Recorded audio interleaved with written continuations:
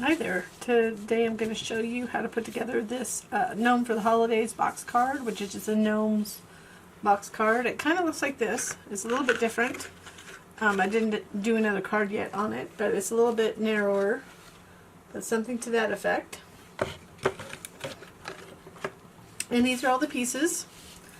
We have two different tags that you can print and cut. In this case I have warm holiday wishes for your gnome to yours. You can use pen. I actually did this with the foil quill. I'm fairly new to it, so I'm not an expert. So this one didn't go so well, but these two sayings are in there, as well as a blank tag for you to put up whatever saying you wanted to, or you could just put any. You don't need to use this, obviously. But I'm going to be using this one for the card. This is the better of the two, but at least you can see they're both there. But it would it actually worked well, even though it wasn't a single line font. It was it did quite well with the medium size foil quill. So for anybody that has foil quills, that might want to do that. And then we have little parts. So this is part of the house, the gnome, obviously. But here's the house. Here's part of the house. And then I have all the little pieces in this little bowl, so I don't lose them. So there's going to be a lot of little pieces with this one. And then these are the panels. That's the front panel, but I have it with the side panel too here. A back panel, a little message panel for the back, and then the card pieces. And there's the envelope. So I'm going to put that aside. And we're going to start putting together the gnome and the house so we can piece them together and then put them on to the inserts. So let me get all the pieces out from here and we'll get them all situated and we'll be good to go. Okay, so now we're going to piece together the house. So you can see all the pieces. I know it's hard to see these two pieces, but this is the chimney part, and then this is the house panel, and then the little top of the chimney and the smoke. So what I would do is start with this background piece. We're going to go ahead and put the smoke on first. So I did make it white in the actual file. This is kind of stuck, but I chalked around the edges a little bit to give it kind of a gray tone, but white works too, but I'm a chalker. So make sure you keep glue off your fingertips. I have a little glue on my fingertips there. So I'm just lining it up. And then you have two choices. You can just glue that on and then this, or you can do that before. So I'm going to do it before. And I'm going to glue this black piece on.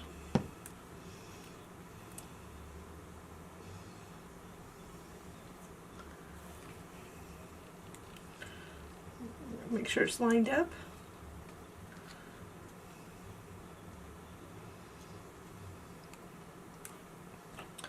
And I'm going to ink around it just a little bit,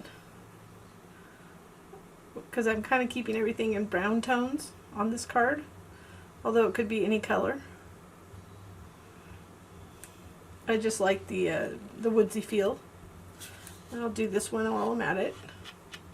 Just inking the edges with the color boxed chalk ink.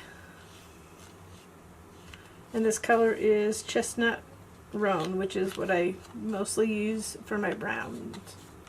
So that's just, might as well have that done. Then we'll go ahead and add this because we want it under the roof. So we're going to add this next.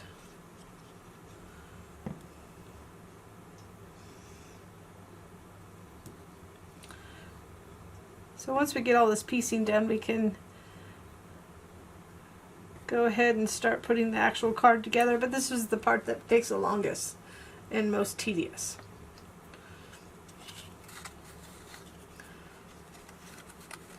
So this is how it's going to go right here. So this is where you want to kind of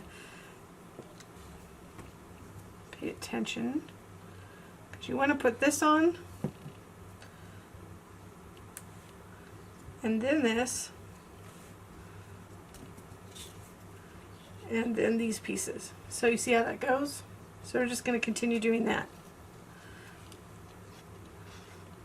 I could just let you watch. I'm not going to talk over this.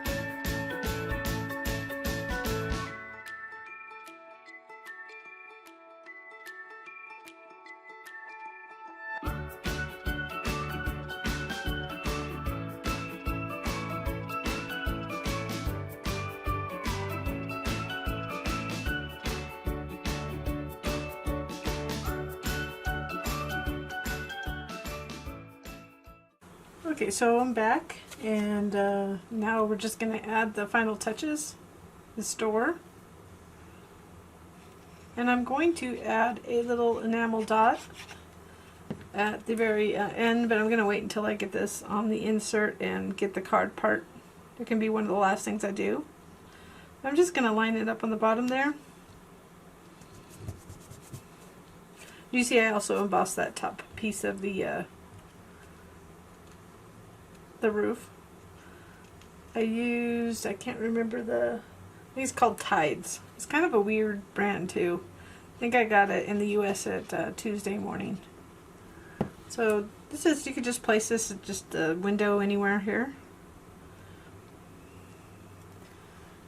And then when everything's done, I'll be adding a little knob here.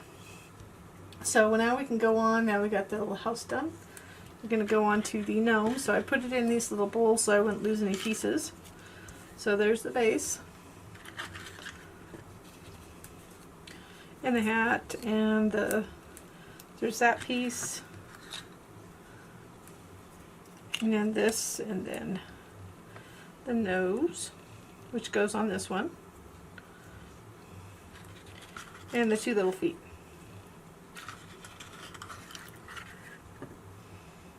So the thing is to keep note of, whatever you want the shoe color to be, that's what you want this background to be.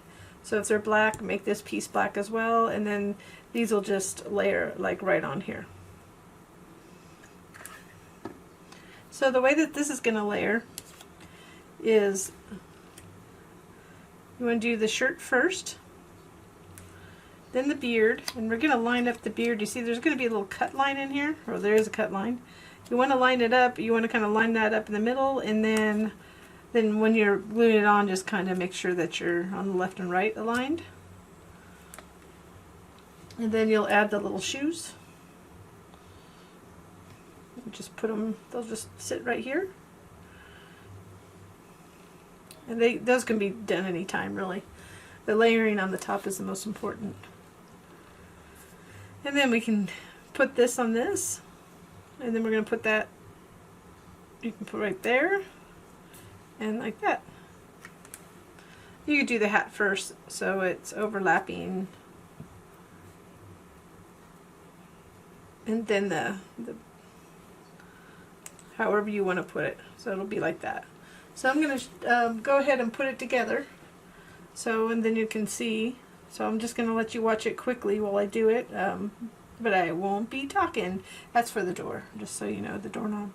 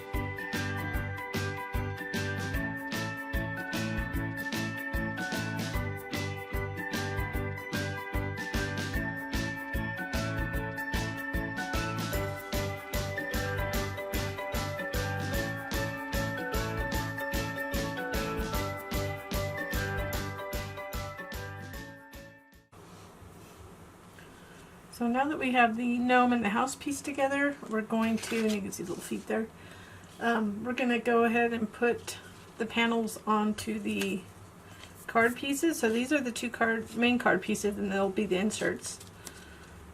And you see these will go, they're not going to be like that. They're actually going to go like this and like that. So it's going to be on the other side. So that goes on the other side. So we'll go ahead and do that now. We could also put the back, if you have a little, there's an additional message panel you can put on the back. You can also do that at that time. So we'll just do that now.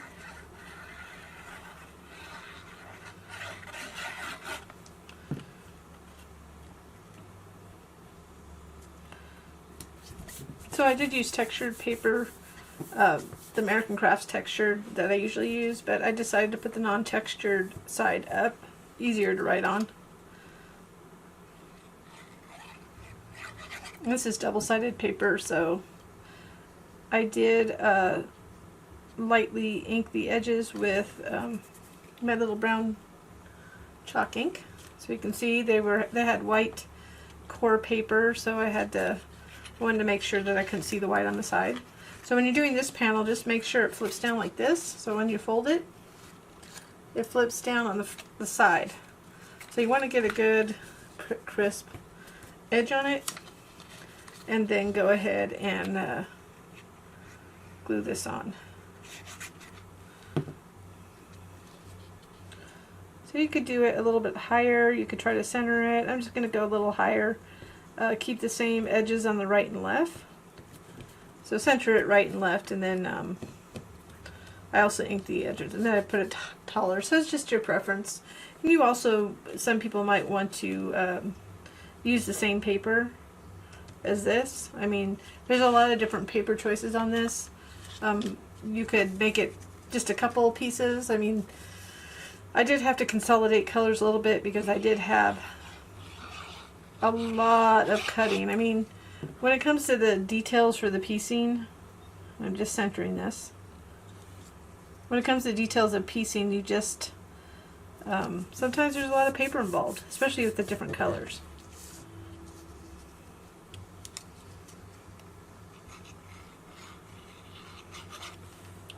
So we're putting it on now because it's just easier to put it on when it's flat. Yes, a box card can get flat, but when you're at this point, it's just much easier. So usually for this one, to flap it back, I just kind of fold it with the natural score, and then I just fold it over and just give it a good crease. That's the biggest thing when I started doing box cards. If I had a little flap on the top or front, sometimes I glued the little panels on the wrong side, like this side, because I wasn't paying attention. I still do it. That's why I mention it. And I just placed it the same way that I did the other one. So the way this is going to go together is like this. We're going to glue it here, and it's going to fold around and go like this. So that's how it's going to go. So what we'll do, we want this glued to the inside because we don't want to see that tab on the outside because we don't want it interfering with that. So what we'll do is right here, that's how it's going to glue, so I'll just flip it over and get this out of my way. And I am using art glitter glue if I hadn't mentioned it already. Get a lot of questions on that. So usually information is in the product description and or if you're watching this on YouTube, I try to include it also on the YouTube video.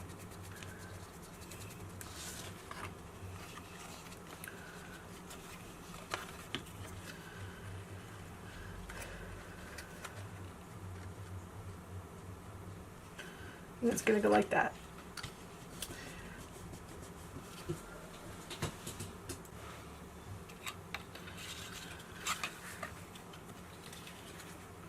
So now, just for a moment, we're going to keep this open, and then we're going to go get the pieced items. So we're going to work with this, the house insert first.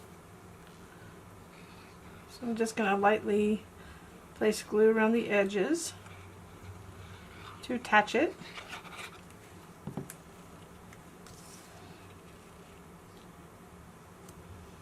I'm just going to line it up on the panel. And that additional panel in the back gives you more strength and tells you where to place it too. So you just kind of feel on the edges, nudge it over, up, down, whatever you need to do. And we might as well, while that can dry for a minute,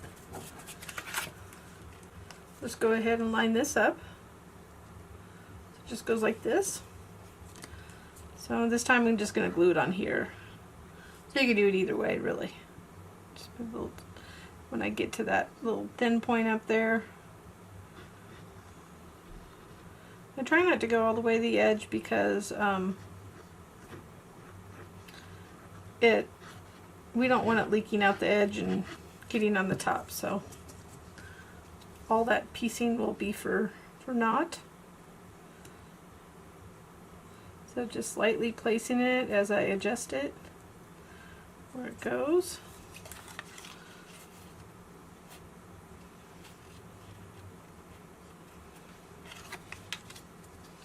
I have that mustache a little crooked, but it's a gnome. No rules. Okay. So now I'm going to put them in. If you make box cards, you can do however you'd like as far as if you want to close it and put them in a different way than this. But this is normally how I'm doing my newer box cards, just to make it easier. But before then, let's go ahead and put this back panel. I just chose like a little, had this really old printed, it looks like a kind of a pine.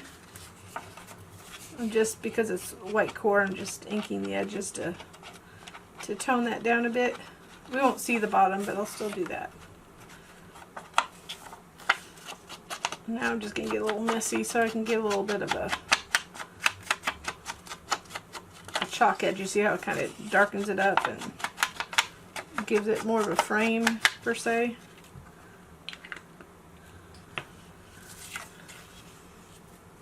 So you can really just place it anywhere. I kind of envisioned it to go about right here. It's just the background. So this is, you really want to see what it's going to look like, it's that. So you can go further up, or so we're just going to go I like to give you a little bit flexibility. I can't really do it with the piecing cuts because they have to go in a certain way, but certainly if you know your software, depending on which die cutting software you use, you could slice and dice and weld, and there's so many names to it. Put things together, take things apart, however you want to do it. Okay, so now you see this card's just going to go like this. That's going to be the front. But what I want to do is put in the inserts before I close it up. It makes it a little bit easier. It's just a different type of thinking. I was taught the other way where I close it up and then I put them in, but that's always so cumbersome. And I saw somebody do this once, and now is my preferred method. So for this house, it's the back one, so we want the tabs to go backwards. For the gnome, the tabs will come forward. So what we want it to do is we want the tab ends to just almost meet the back, but you want them going towards the back, so you can see that's the back. It'll flip over like that. I know my finger's in the way. So what I think is best usually now is we're going to add glue here. I'm just kind of getting close to that fold. I'm going to go right to the left of the fold, just slightly, and a little bit up from the bottom. You could go towards the bottom if you wanted to, but it really is not that required for stability. Although it is a long card, it was longer when I started. So what that does, I'm just trying to make sure it goes straight. What that does is we can immediately flatten it, and it tells me where the next tab's going to go. So you see like that? We're just going to add glue to this. And I'm just making sure it's up from the bottom a little bit, because you know you could put it on crooked. Got a little glue right there, so let's get that off. So right there, flat like that. We're just going to fold that over.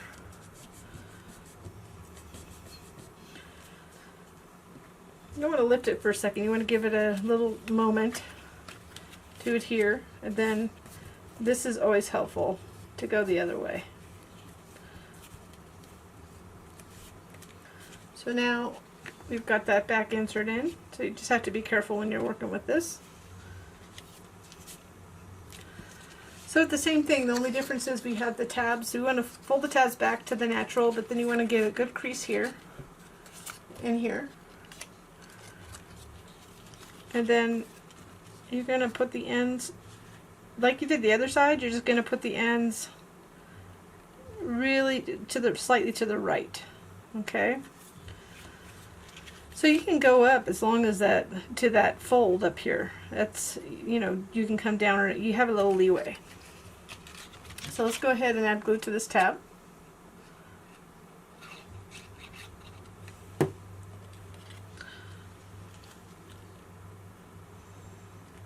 Just carefully placing it. And it is way better than having to reach in and finagle around a already glued box card, that's for sure. I wish when I was first doing it I learned how to do it this way. So now I'm not going to glue it yet, but you can see the spacing's in there. That's why we put the tabs the way we did. But I'm making sure that this is good and secure before we do the next side. So you just kind of want to fold it up a little bit. And the way this is going to work, you're going to fold it down like this, and then like that. So I know it's a little bit of a tight, but right there, you can't see it, but trying it right here, that's going to glue to the inside of that. And the way we're doing it, it puts it in place. So you can start from either side. It's the same thing. You just have to keep in mind which way that tab should fold. So I reached in to add glue, and I'm just going to fold it flat down. You don't want to pull it open until you give it a little time to adhere, depending on the glue you're using. See how it comes up here? Oops, I'm out of the frame. Okay, much better. So hopefully you saw that. So we just glued the other side, folded it over. I gotta get this.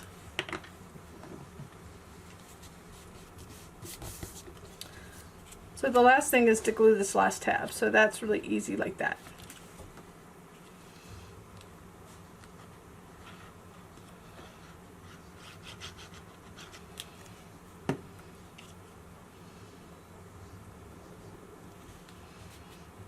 And it matches up because it's already flattened for you. So that's the nice part, is that you have a good flat card. You can kind of bend it the other way, but sometimes it gets a little wonky if you bend it the other way, but you can. You should be able to. So there's the card finished, as you can see. And these go down. So when you put it in the envelope, you want to put it like that. And then whoever gets it can go like this. So you might want to train the little folds a little bit, so when it does open, it's easier for it to come down for them. So it's like that. Okay, so you have your choice again, a blank tab, Gnome for the holidays, or warm holiday wishes. So I decided this is the one I want to use for this card. So we're going to go ahead and get some Scotch foam tape to tape it on, so I could have it pop up a little bit. You could always add any, like I said, anything you want to do. That just wanted to give you at least a complete card for options for those that don't want to think and just want to make something. So I'm just flattening it down.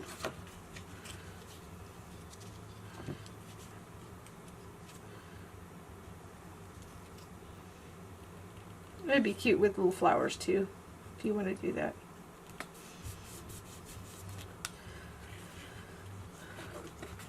So that's it. It's for the card part. So we're just going to show you how to put together the envelope. So I do have a custom envelope for it. Oh, let me add the little knob too. So this is the door knob. It's a little enamel dot to finish off that door. We just didn't want it getting in the way when we were folding and all that fun stuff. So that's it. So let me go ahead and show you how to put together the envelope. So you want to go ahead and fold it on the scores. You can see it's already folded. And the big part goes up. So you want to fold these two things in and then put the glue this on and then just fold this over. So as you can see,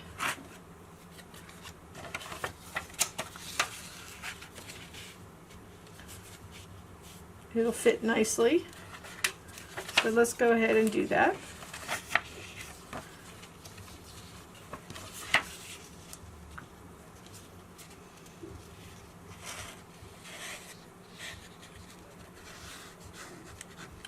I just kind of eyeball where I should have glue. Sometimes I go a little bit too far, but you probably could use a bigger. You might have an envelope. Some of my cards do fit in the standard envelopes. Just got glue there. However, usually they're odd shape if I'm doing a box card, so I try, unless it fits in a standard one. And if there's too much space in a standard, like a lot of them will fit in A9. Now don't do that. Which is at 8.5 by 5.5, or 5.5 by 8.5, whatever. But you know, sometimes they swim in it, so. So there's the card. The only thing that will cause you issues, I didn't let it dry completely. The only thing that could cause you issue with the card, because you just need to fold it over, and is if you have too much bulk on it. So that could be an issue where you have to resize it up just a smidgen. So that's it. It's one of my I got to use the foil quill on it, which I hadn't been able to use, and I just think it's a super fun card for somebody who likes this kind of stuff, which I do, obviously. Well, I hope you enjoyed this project, and I thank you so much for watching.